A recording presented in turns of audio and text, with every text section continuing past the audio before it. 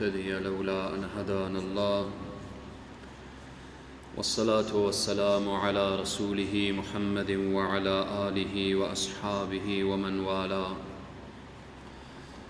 قال الله سبحانه وتعالى: إن أول بيت وضع للناس للذي ببكة مباركا وهدى للعالمين فيه آيات بينات مقام إبراهيم ومن دخله كان آمنا ولله على الناس حج البيت من استطاع إليه سبيلا ومن كفر فإن الله غني عن العالمين. صدق الله العظيم.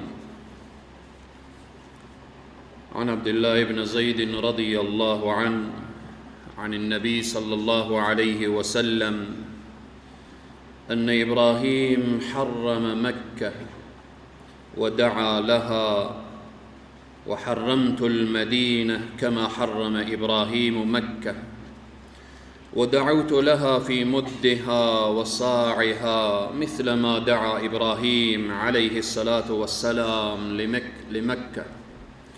رواه البخاري، أو كما قال صدق النبي الكريم صلى الله عليه وسلم. خدمت سروران عزیز و بزرگوار، بزرگان، موسفیدان، جوانان و نوجوانان عزیز، خواهر و برادر، پیر و جوان، السلام علیکم و رحمت الله و برکاته. صحبت این هفته ما ارتباط به فضیلت حرمین شریفین هست. فضیلت و جایگاه مکه مکرمه و مدینه منوره هست.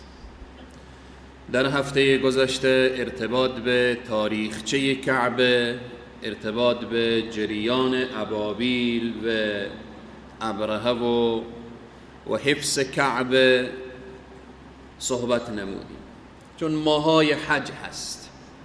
هر کدام من و شما در هر وقت و زمان قلب ما طرف حرمین شریفین هست، خصوصا در ماهای حج.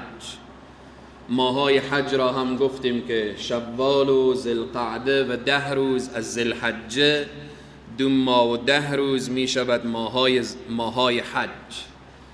ماهایی که قلوب همه امت اسلامی در هر نقطه از دنیا به طرف مکه مکرمه و به طرف مدینه منوره هست. خوشا به حال کسانی که و عزیزانی که عزم و اراده این سفر مبارک دارن، و الله سبحانه و تعالی برای همه حجاج ما حج مقبول و مبرور عنایت بفرماید، و سرزمین حرمین شریفین را الله نصیب همه من و شما بار بار، خصوصا و بالاخص نصیب او عزیزانی که تا به حال مشرف نشدن، الله نصیبشان بگرداند. عزیزان و بزرگواران، اگر بخواهیم که فضیلت مکه مکرمه و مدینه منوره با این 40 دقیقه یا 45 انتهای و 50 دقیقه بیان بکنیم، این معنا اینه که ما یک آب بحر را بگیریم داخل یک کوزه جا بدیم.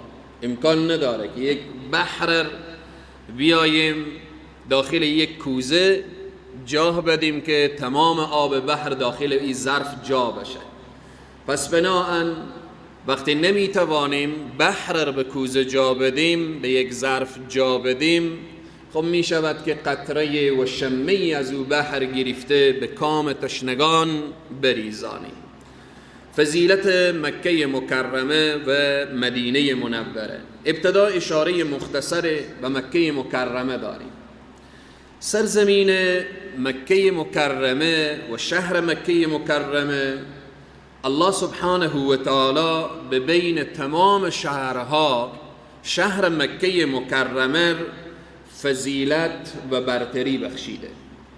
در روی کره زمین من و شما اماکن مبارک و مقدسی که داریم که از آن جمله مکه مکرمه، مدینه منوره، بیت المقدس، سرزمین شام، الله سبحانه و تعالی به بعضی از زمانها فضیلت خاص داده، به بعضی از مکانها فضیلت خاص داده. به بین انبیاء علیهم السلام میبینیم که تلک الرسل فضلنا بعضهم علی بعض، بعضی پیامبران نسبت به بعضی دیگه فضیلت اینا بیشتره.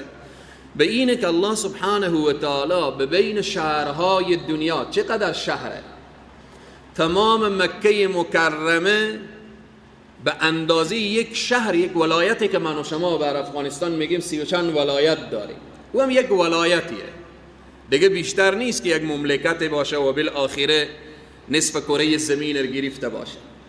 یک شهریه در بین شهرهای دنیا. حالا شما فکر بکنیم هر مملکت چقدر شهر داره. افغانستان که 35 یا 36 ولایت داشته باشه، هر مملکت رو شما حساب بکنیم شهرهای مختلفش را. اما مدینه منوره و مکه مکرمه اینها هم جز همین شهرها هست، ولی الله به اینها فضائل بخشیده. الله سبحانه و تعالی اینها افضلترین و بهترین شهرها خطاب کرده و بیان کرده. ما ارتباط به مکه مکرمه، ما به حکومت و نظامها کار نداریم. بعضی شهرهای، یا مثلا بعضی انسانها فکر بکنه که ما مکه مکرمه رو به خاطر عربها دوست داریم، ما مدینه منوره رو به خاطر فلان حکومت دوست داریم، مسجد الاقصی رو به خاطر فلان حکومت و فلان بالاخره. نه، چنین نیست. مثل که نماز مربوط به امت اسلامی هست، شعائری از شعائر دین هست، حب مکه مکرمه، حب مدینه منوره، اینها از مسائل دینی هست عزیزان و بزرگواران. مکه مکرمه جز شعائر هست. الله سبحانه و تعالی می فرمایه ان اول بیت وضع للناس للذی ببکه، اولین خانه‌ای که الله بنا کرد او در مکه. یکی از نامهای مکه مکرمه چی هست؟ بکه هست، که در قرآن الله سبحانه و تعالی در سوره آل عمران آیه 96 و 97 بیان میکنه ان اول بیت وضع للناس للذی ببکه. یکی از نامهای مکه چی شد؟ بکه هست. خب مبارکن، این شهر مبارکیه، این شهر جاییه که وهدى للعالمین، این جاییه که الله سبحانه تعالی از اینجا تمام عالم دعوت میکنه به طرف هدایت. و اینها فیه آیات بینات مقام ابراهیم، در این شهر مکه آیاتی هست، نشانه هایی هست که از آن جمله مقام حضرت ابراهیم هست. و من دخله کان آمنا، هر کس داخل مکه شد در امن، در امانه. ولله علی الناس حج البیت من استطاع الیه سبیلا، برای الله هست حجی که انجام میدهید، کسی که استطاعت داره. حج برای از او چیه؟ استطاعت بدنی، استطاعت مالی. حج برای از او واجب و لازم و ضروری میشه. حالا کسی که از سرزمین مکه مکرمه، یعنی از مراسم حج، بگه نمیرم به حج نمیرم، میرم به دیگه کشوری، میرم به دیگه بالاخره سرزمینی دیگه، جا چه کار میزنم، پول خود رو مصرف میکنم. الله سبحانه و تعالی به این عبارت میگه و من کفر، کسی که کفر بورزه. شما ببینید چقدر سخت. کسی که پول داره ولی عزم و اراده حج نمیکنه، کسی که سرمایه داره، شرایط برای از او برابره، پولم داره، استطاعتم داره، سفرم برای او آماده هست، همه امکانات. خب حالا امروزه من و شما خیلی از عزیزا پول دارن، خب فرصت برابر نیست، قرعه برابر نیست و بالاخره نوبت نرسیده، خب این مسئولیت نداره. اما کسی که نوبتش هست، پول داره، استطاعت داره، امکانات برای او فراهم هست ولی حج نمیره، الله میفرمایه و من کفر فإن الله غنی عن العالمین، الله بی نیازه. تو هستی ای انسان که نیازمندی که میری در مکه مکرمه، در اونجی اعمال تو 100 برابر میشه، اعمال حسنه تو، میری گناهان تو به اونجا ریختنده میشه. رجع که یوم ولدته امه، در حدیث پیامبر اکرم صلی الله علیه و سلم، کسی که به حج میره و از حج برمیگرده مثل که از مادر تولد شده باشه. به اینه که فضیلت مکه مکرمه چگونه هست به طور خلاصه و فشرده چند آیه و حدیث اشاره میکنیم. مکه مکرمه قبله مسلمان ها، به تمام دنیا مسلمان ها وقتی نماز بخوانن رو خور به طرف کجا میگردانن؟ طرف کعبه معظمه. کعبه معظمه کجا هست؟ در داخل مسجد الحرام. مسجد الحرام کجا هست؟ داخل شهر مکه مکرمه هست. همین لحظه که من و شما نشسته ایم و منتظر نماز میخوانیم، رو به طرف چی؟ طرف کعبه. کعبه کجا هست؟ مکه مکرمه. به اروپا، به امریکا، به افریقا، به تمام دنیا کسی که بخواه نماز بخوانه فول وجهک شطر المسجد الحرام گفته شده، باید روی خود را کجا؟ طرف مسجد الحرام بگردانه. پس هر روز 5 مرتبه الله میگه روی خود را طرف کعبه کن. یعنی چی؟ یعنی متوجه باش که او سرزمین مبارک هست، متوجه باش که او جایگاهیه که عظمت داره، بزرگی داره. هر روز 5 مرتبه با وضو و طهارت جسمی، طهارت قلبی، طهارت بدنی، لباس ما پاک باشه، جای نماز ما پاک باشه، بدن ما پاک باشه، رو به طرف قبله استاده بشیم. این عظمت کعبه نشان میده، این بزرگی کعبه نشان میده. هر جا که هستیم در تمام دنیا، در هر نقطه دنیا، مسلمانی که بگه لا اله الا الله محمد رسول الله، وقت نماز باید چه کار بکنه؟ باید روی خود را طرف کعبه معظمه و مشرفه بگردانه. به این عظمت کعبه عزیزان و بزرگواران نشان میده. در مکه مکرمه گفتیم که جاهایی که اونها شعائر دین گفته شده. هفته گذشته اشاره کردیم، گفتیم وقتی وارد مکه مکرمه میشیم یک آیه قرآن، وارد مسجد الحرام میشیم آیه قرآن، طواف میکنیم آیه قرآن، صفا و مروه میریم آیه قرآن، منا میریم، عرفات میریم، مزدلفه میریم آیه قرآن. هر جا قدم میگذاریم آیه قرآن، آیه از آیات کلام پروردگار عالم. پس به اینه که ما مسلمان ها رو متوجه میسازه که این کعبه، این مکه، این مدینه منوره، اینا متعلق به یک حکومت نیست. ما فکر کنیم که در عربستان سعودی پادشاه عربستان سعودی اینها رو تیار کرده و مردم رو بالاخره. نه، اینا کار پادشاه و فلان ملک و فلان کس نیست. خیلی پادشاه ها بودن، مثل که ابرهه هفته گذشته اشاره کردیم که آمد گفت در یمن چه کار میکنم؟ خانه میسازم که مردم بیان طواف کنن. نه، این خانه الله هست. فلیعبدوا رب هذا البیت، که الله میگه پس عبادت کنید صاحب این خانه را. و تمام مساجد دنیا که مسما شده به خانه الله، این مسجد هم خانه الله هست. تمام مساجد گفته میشه خانه الله. به خاطر چی؟ به خاطر که یک ارتباط داره با او خانه.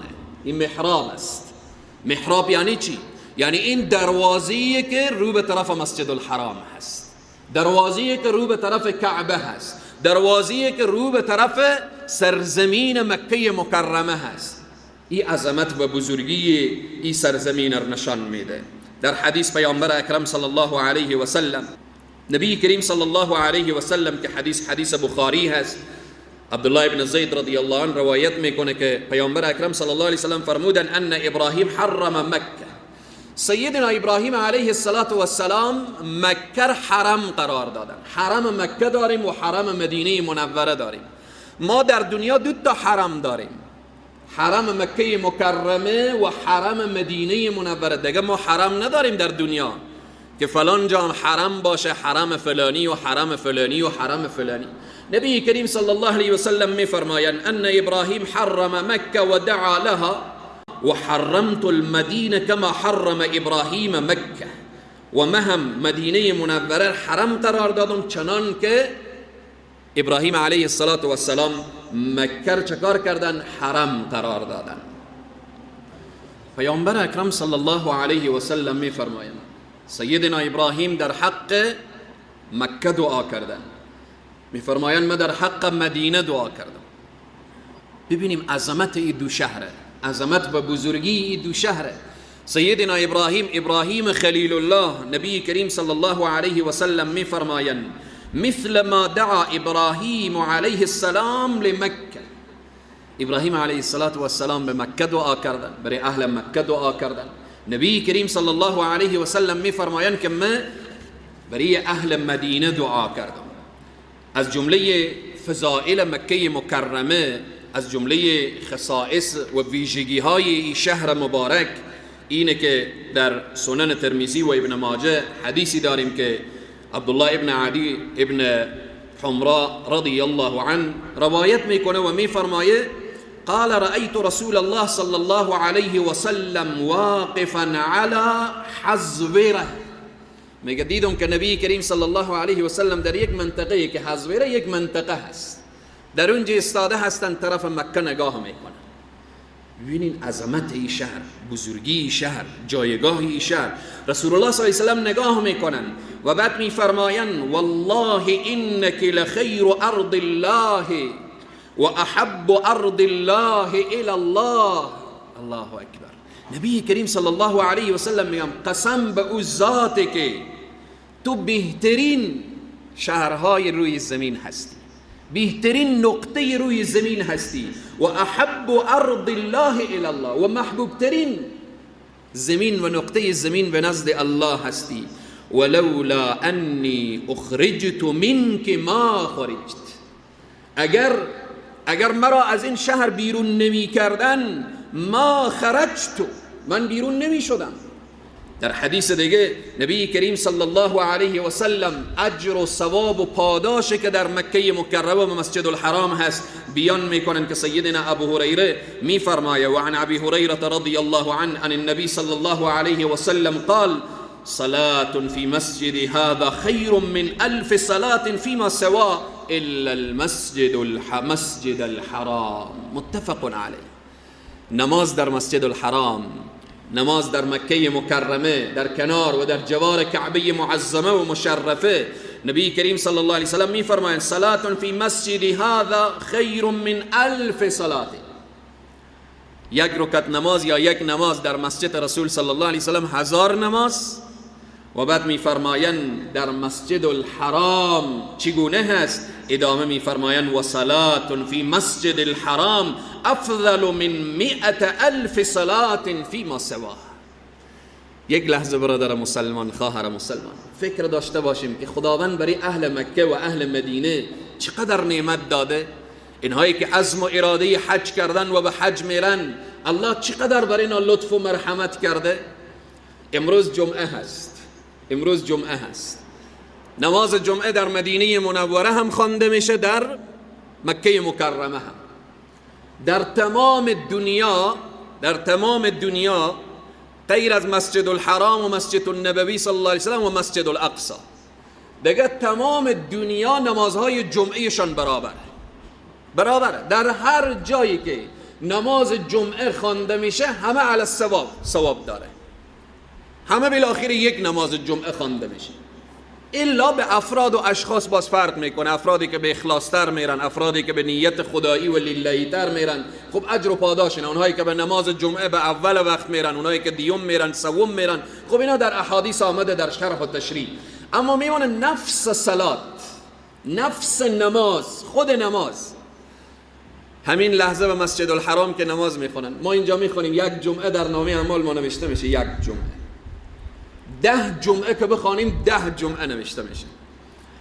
هر جمعه که به مسجد الحرام نماز خوانده میشه، امروز در مسجد الحرام که نماز میخوانن یک جمعه نا 100,000 جمعه نوشته میشه.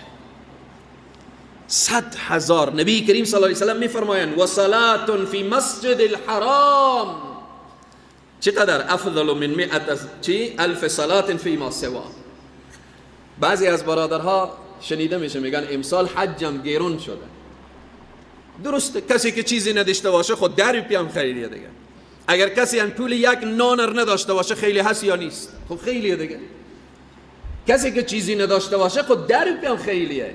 اما به کسی که داره، اگر امروز ما قریب به 4 لک افغانی پول حج رو میسنجیم، اگر کسی داشته باشه میگه کل سرمایه خور میدم فقط یک نماز در مسجد الحرام بخوان، یک نماز در مسجد رسول صلی الله علیه و سلم بخوان. به اینه که در مسجد النبوی چندی؟ یک جمعه که اینجا ما بخوانیم یک جمعه، در مسجد النبوی باز 1000 جمعه. نبی کریم صلی الله علیه و سلم میفرمایند، حدیثی که قبلا اشاره شد و روایت شده، صلاة فی مسجد هذا خیر من 1000 صلاة فیما سوا. 1000 نماز. در یک روایت دیگه گرچه ضعیفتر 50,000 آمده. مسجد الاقصی 500 نماز. یک نماز در مسجد الحرام 100,000، در مسجد النبوی 1000 نماز، در مسجد الاقصی 500 نماز. اینا لطف الهی هست، فضل الهی هست، مرحمت الله سبحانه و تعالی هست.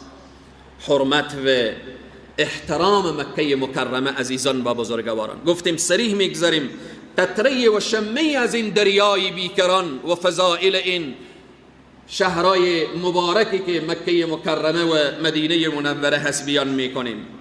حضرت عبدالله ابن عباس رضی الله عنهما میفرمایند که نبی کریم صلی الله علیه و سلم در روز فتح مکه چنین فرمودند: فإن هذا بلد حرمه الله يوم خلق السماوات والارض. فتح مکه که شد، نبی کریم صلی الله علیه و سلم فرمودند که این شهریه که الله سبحانه و تعالی حرمت این را چی وقت گذاشته؟ از روزی که خلقت آسمان و زمین. الله همی آسمان و زمین که خلق کرد گفت این سرزمین حرم هست، این حرمت داره، جایگاه داره. فقط او را که تازگی بخشید سیدنا ابراهیم علیه السلام. مگر قبل از ابراهیم اونجا کعبه نبوده؟ بله بوده. هفته گذشته اشاره کردیم که کعبه حتی قبل از خلقت آدم علیه السلام بوده. نبی کریم صلی الله علیه وسلم میفرمایند: فإن هذا بلد حرمه الله يوم خلق السماوات والارض وهو حرام بحرمة الله الى يوم القیامه. این حرمت و این عظمت و این بزرگی کعبه و مکه و اینها تا کیه؟ تا به روز قیامت هست، الى یوم القیامه. و انه لم يحل القتال، در اونجا جواز نداره، حلال نیست جنگ و اینها. فیه لأحد قبلی ولم يحل لی الا ساعة من نهار. نبی کریم صلی الله علیه وسلم میفرمایند قبل از من اجازه نبود، بعد از من هم اجازه نیه، مگر 1 ساعت الله برای من اجازه داد که در اونجا فقط در فتح مکه و اینها صورت گرفته. رسول الله میفرمایند ولم يحل لی الا ساعة من نهار فهو حرام بحرمة الله الى يوم القیامه. لا يعضد شوكه ولا ينفر صيده. کسی حق نداره در سرزمین حرم حتی گیاهای حرم را از بین ببره. کسی حق نداره در اونجا صید و شکار و اینها را، حتی شکار که خیر، شکار حق نداری رم بدی. در سرزمین حرم حتی حق نداری دنبال کفتری که به اونجا هست او را رم بدی و پرواز بدی. و بعدن میفرماین ولا یلتقط لقطته. چیزی که در اونجا گم شده پیدا میکنی حق نداری او را برداری، الا من عرفها، این که مگر او را بالاخره اعلان بکنی و به همون جایی که مخصوص هست ببری بگذاری و به اینها. ولا یختلا خلاها، حتی به همون خس و خاشاکی هم کار نده. حق نداری درخت مکر بشکنی، حق نداری برگ از او بالاخره بیجا کنی، حق نداری تمام چیزی که در حرم هست، الا که مگر نبی کریم صلی الله علیه وسلم سوال کردن که یا رسول الله این خار و خاشاکی که میآید ما را اذیت میکنه، گفتن اگر چیزی که شما را اذیت کرد میتوانید او را سر را برداری، در غیر از او حق نداری. چون سرزمین چیه؟ و من دخله کان آمنا، در امن همه چیز، تمام مخلوق پروردگار عالم در مکه مکرمه در امن و در امان. که حدیث بخاری هست که نبی کریم صلی الله علیه و سلم بیان کردن. در مکه مکرمه عزیزان و بزرگواران ارتکاب گناه جزای چی داره؟ گناه در هر جا زشته، گناه در هر جا زشته، زشتر از او در مکه هست. ظلم به هر جا بده، بدتر از او در مکه هست. گناه و معصیت در هر جا قبیحه و قبیحتر در مکه مکرمه. الله سبحانه و تعالی می فرمایه ان الذين كفروا ويصدون عن سبيل الله والمسجد الحرام الذي جعلناه للناس سواء العاكف فيه والباد. او کسانی که کفر ورزیدن و از راه خدا و مسجد الحرام مردم را باز داشتن، در شان مشرکین هست. مشرکینی که جلو مسلمان ها را گرفتن، مسلمان ها را اجازه ندادن و به مسلمان ها ظلم و ستم کردن. الله سبحانه و تعالی میگه این مردمی که در اونجا ساکنن، مردمی که از بیرون میآیند، هر کس در اونجا اگر گناه کنه چگونه؟ و من یرد فیه بالحاد بظلم نذقه من عذاب علیم. حتی بعضی از علما بیان میکنن که در مکه مکرمه اراده گناه هم گناه است. در اینجا بیرون از سرزمین حرم، این قول بعضی هست، قول بعضی از علما، چون در اینجا دلیل از همین میگیرن و من یورد، کسی که اراده گناه، ولی قول صحیح اینه که کسی که مرتکب گناه بشه. قول علمایی که حتی در اونجا کسی نیت گناه بکنه گناه هست، اما بیرون از سرزمین حرم کسی نیت گناه بکنه گناه نیست. حتی اگر کسی نیت گناه کرد، او گناه را انجام نداد، از ترس الله برای از او اجر و حسنه و پاداش میده. به این عزیزان و بزرگواران که در سرزمین مکه مکرمه گناه چگونه هست؟ گناه در هر جا بده در اونجا بدتر، در هر جا زشته در اونجا زشتر. به اینه که الله سبحانه و تعالی میفرماید الحج اشهر معلومات فمن فرض فیهن الحج فلا رفث ولا فسوق ولا جدال فی الحج. در حج میری متوجه زبان خود باش، متوجه گفتار خود باش، متوجه کردار خود باش، متوجه رفیق خود باش، متوجه زبان خود باش، متوجه باشی که کسی به دست خود، به زبان خود و بالآخره آزار و اذیت نکنی، چون آزار و اذیت، ظلم و تعدی در هر جا بده و زشته، در سرزمین حرم بیشتر و بیشترتر. به این عزیزان و بزرگواران به یکی دو حدیث دیگه هم اشاره میکنیم و بحث مکه مکرمه خاتمه میدیم، میریم به فضائل مدینه منوره. نبی کریم صلی الله علیه و سلم میفرمایند، حدیثی که حضرت عیاش ابن ابی ربیعی مخزومی روایت میکنه، قال رسول الله صلی الله علیه و سلم لا تزال هذه الامه بخیر. این امت همیشه به خیر هست، همیشه به خوبی هست، همیشه به سرفرازی و سربلندی هست. تا چی وقت؟ ما عظم هذه الحرمه، تا زمانی که حرمت کعبه را داشته باشه، تا زمانی که حرمت مکه را داشته باشه، تا زمانی که حرمت و عظمت و بزرگی و سرزمین را بدانه. در چیه؟ در خیره.